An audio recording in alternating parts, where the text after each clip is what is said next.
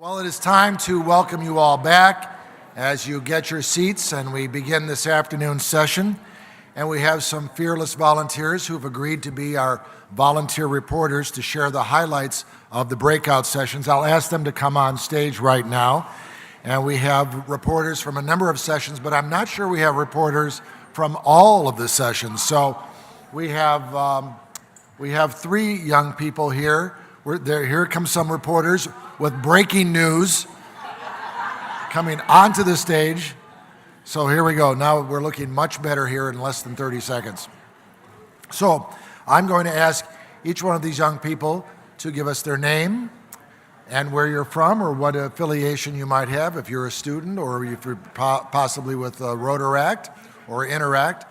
And then also tell us the name of your session and some of the highlights from that session. We're trying to do a quick drill here, so if it's all lady reporters today. If we keep all our reports to no more than 2 minutes, if you could do that. And I think this is live, so we will start with Emma. Do we have this on here? Yes, we do. Emma, tell us about your session, and it's all yours. Thank you. Hi, my name is Emma Rizika. I'm from the Montague Whitehall Interact Club. I attended Jody Williams' Is Peace a Human Right? She opened the session with a question, and it was, is peace a human right? And does America respect this as a human right? It was almost completely together that America doesn't do a very good job of respecting peace as a right. But it was, and it was also very, everybody thought that peace was a human right. She also, when she started going into the conversation, she said something very shocking, that America was the only country in the NATO that voted against the Universal Declaration of Human Rights. Or peace. What did you say? Did I hear it wrong? Oops. Hold on. That is very not correct. The UN Human Rights Council, which is a very controversial entity anyway, was trying to pass a resolution saying that peace was a human right. The only country to vote no was the United States of America. Sorry about that. But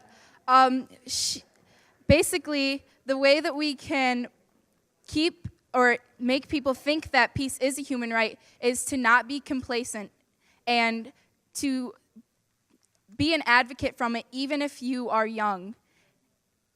That's basically it. Thank you, Emma.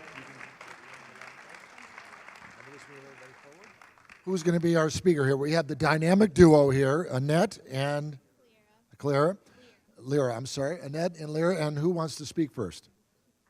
Okay. Loud and proud, please. Hi, I'm Annette. We went to Youth Empowerment Solutions involving youth in their community with Susan Morel Samuels and Mark Zimmerman. Youth Empower Solutions helps get youth involved in their community and projects to improve their community. Yes, these to end violence and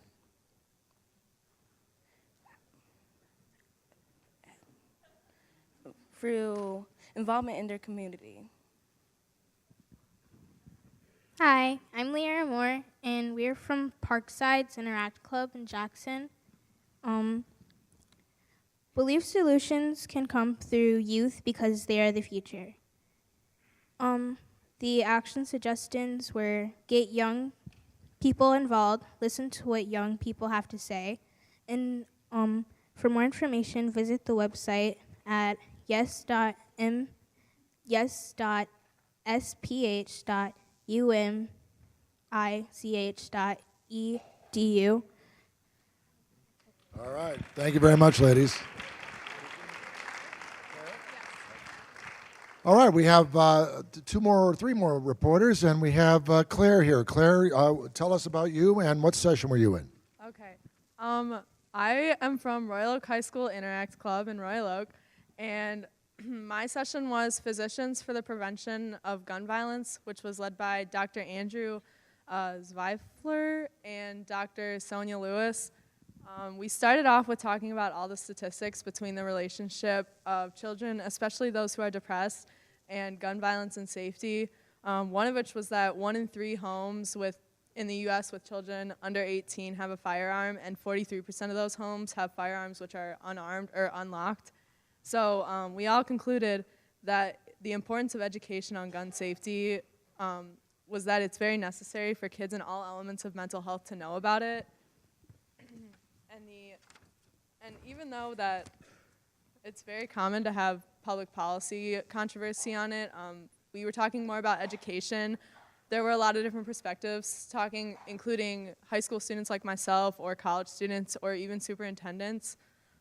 We talked about how to normalize the education of gun violence and talk about the importance of mental health and liability and responsibility between parents and students and even just like classmates or teachers. And what were we saying? Oh yeah, the last analogy that really stuck with me was when one parent compared it to a swimming pool, and they said, how are you expecting, or when you leave a swimming pool gate locked, how do you expect your kids to be able to swim when they jump in? So. Besides, before Claire leaves, I just want to point out her precision penmanship that even I could read over her shoulder. And for being able to do that on the fly, that's very impressive. So congratulations. I forgot to talk about this. Should I say it? All right, thank you very much. And hi, what is your name? I'm Alex. Alex is here. Alex, tell us about your session. Well, I'm Alex from the Royal Oak Interact Club also, and I was at the Native Peacemaking and Restorative Justice breakout session, who was presented by Judge Timothy Connors, and Belinda Doolin. Judge Connors talked about how much we can learn from the indigenous federal courts in restorative justice, and how exclusive the traditional justice systems are in our country today, and how exclusive they are to bringing people who are punished back into the community. He also talked about how we see punishment and the pathway to resolution through a bilinear reflection where we exclude other voices into making this a collective process where we could make this more of an inclusive and peaceful resolution to whatever conflict had occurred.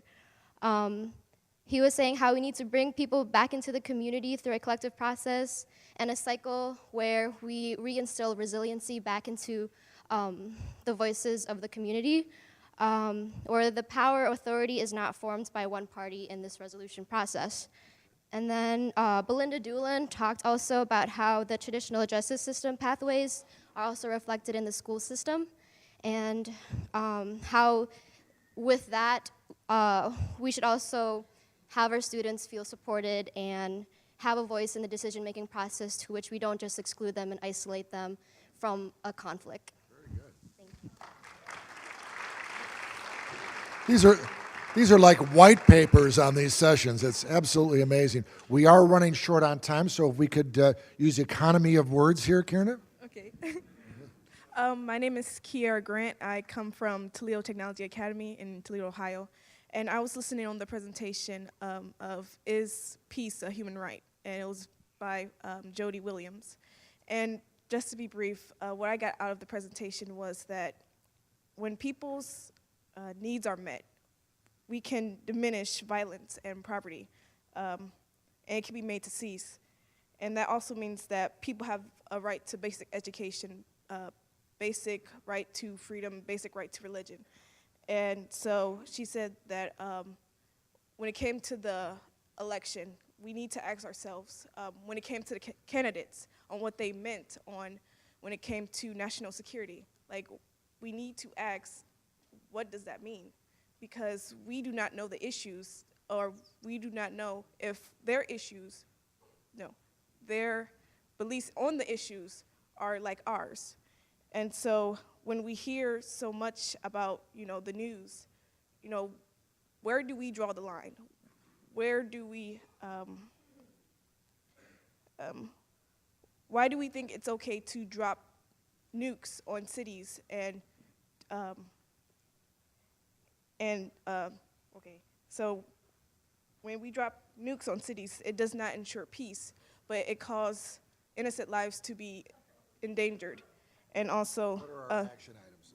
What do they want us to do? and so it's just basically we need to take action. We just can't sit around and just think that the problem is going to solve itself. So that's what I got. Very good.